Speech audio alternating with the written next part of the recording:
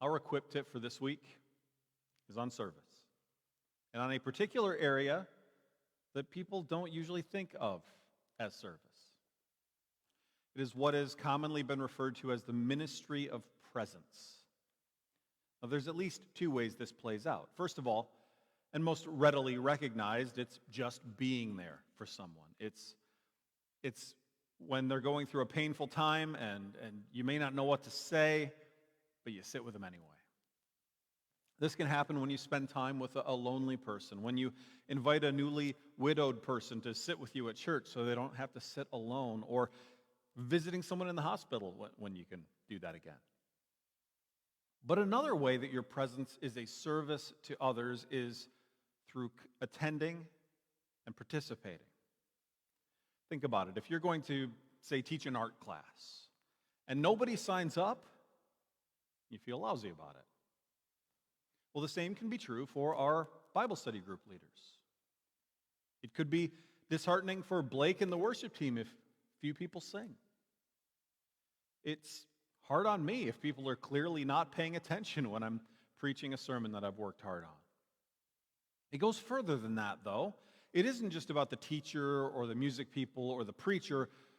When you attend a Bible study in person, you may offer an explanation or even a facial expression response that means something significant to someone else in the class. When you sing along in praise, it creates a deeper, richer atmosphere. And people hear you proclaiming truth in song alongside them. That's deeply powerful, but we rarely think about it. It's also why it's so important that the vast majority of our singing be congregational, because it is group proclamation and affirmation.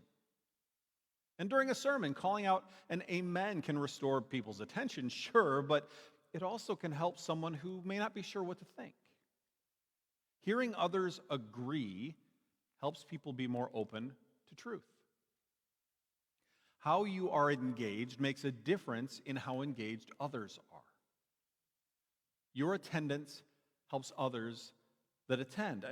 Throughout the country, there are people with teenagers, with children, saying, I wish there was more teens and children in our church.